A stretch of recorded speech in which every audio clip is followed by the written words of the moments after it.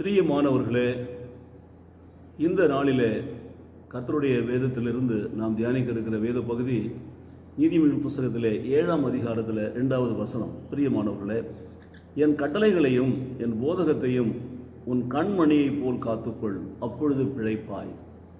பிழைக்க வேண்டிய வழியை வேதம் கற்றுக் கொடுத்து கொண்டே இருக்கிறது. பாருங்கள், நாம் பிழைக்க வேண்டிய வழி வேதத்தில் இருக்கிறது.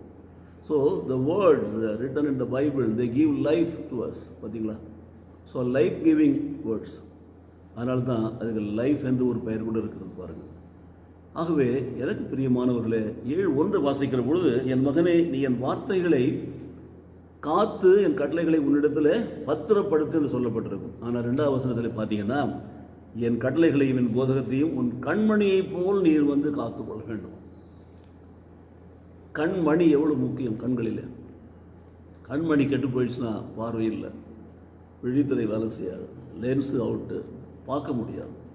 இப்போ கண்மணி தான் மிக முக்கியம். பாருங்கள், சங்கீதத்தில் வாசிப்போம், கண்மணியை போல் என்னை காத்துறணும் என்று சொல்லி சங்கீதக்காரர் சொல்லுவான். உன்னை தொடுகிறவன் என் கண்மணியை தொடுகிறான் என்று சொல்லி சகரியா புஸ்தகத்திலே வாசிக்கிறோம். தேவன் நம்மை கண்மணி போல பாதுகாக்கிறார்.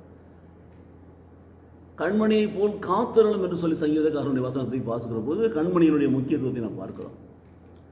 அதைவிட தேவனுடைய வசனம் சகரியா புஸ்தகத்தில் வாசிக்கிற பொழுது, உன்னை தொடுகிறவன் கண்மணியை தொடுகிறான்னு சொல்றாரு. பாருங்க, அவருடைய கண்மணியை தொடுகிறானா. அப்போ நாம அவருடைய பார்வையில் எவ்வளவு மேன்மை உள்ளவர்களாக இருக்கிறோம். பார்த்தீங்களா? உன்னை தொடுகிறவன் என் கண்மணியை தொடுகிறான்.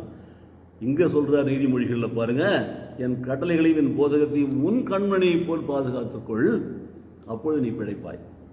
ஏனென்றால் உன் கண்மணி தான் என் கண்மணி, என் கண்மணி தான் உன் கண்மணி. நான் உன்னை நேசிக்கிறேன், அதனால தான் உலகத்தில் உன்னை உண்டாக்கினேன், அதனால தான் உன்னை இந்த நாள் வரை பாதுகாத்து வருகிறேன். நீ என் பார்வைக்கு அருமையானவனாக இருக்கிறபடினால தான் நீ கனம் பெற்றாய். நீ என் பார்வைக்கு அருமையான இருக்கிறபடினால தான் உன்னை நான் கண்மணியை போல பாதுகாக்கிறேன். பிரியமானவர்களே, எவ்வளவு பெரிதான ஒரு முக்கியத்துவத்தை தேவன் நமக்கு கொடுத்திருக்கிறார். நம்ம எப்படி நேசிக்கிறார், நம்ம எப்படி பாதுகாக்கிறார், எப்படி ஆசீர்வதிக்கிறார்.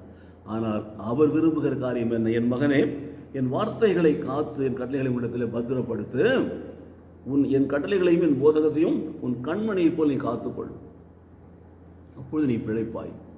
கர்த்தர் உன்னை வாழ வைப்பார், உன் வாழ்க்கையில் உன்னை மேன்மைப்படுத்துவார். நீ கையீட்டு செய்கிற வேலையெல்லாம் ஆசீர்வாதத்தை கட்டளையிட்டுவார். வாழும் நாளெல்லாம் சந்தோஷத்தோடு சமாதானத்தோடு வாழ முடியும். பிழைப்பதற்கான ஒரே வழி தேவனுடைய வார்த்தைகளை கேட்டு அவருடைய கற்பனைகளையும் கட்டளைகளையும் கை கொண்டு நடப்பது தான். அவைகளை நாம் கண்மணி போல நாம் பாதுகாக்கிற பொழுது, அவர் சொல்றாரு, உன் கண்மணியை போல் நீ பாதுகாக்கிற பொழுது அவர் நம்மை அவர் கண்மணி போல பாதுகாப்பார். ஜெபிப்போமா? நேசிக்க நல்ல பிதாவே, நீதிமொழிகள் 7ஆம் அதிகாரம் 2ஆம் வசனத்திலிருந்து கற்றுக் கொடுத்த காரியங்களுக்கு நன்றி செலுத்துகிறோம். கண்மணியை போல் காத்துடன் ஒரு சங்கீதக்காரன் வார்த்தையை ஆண்டவர் நினைவு கூர்ந்து, உன்னை தொடுவன் கண்மணியை தொடுதான்னு சொல்லி சொல்லப்பட்ட ஆண்டவருடைய வார்த்தைகளை நினைவு கூர்ந்து நாங்கள் ஜெபிக்கிறோம். எங்களை கண்மணி போல காப்பதற்காக உங்களுக்கு நன்றி செலுத்துகிறோம்.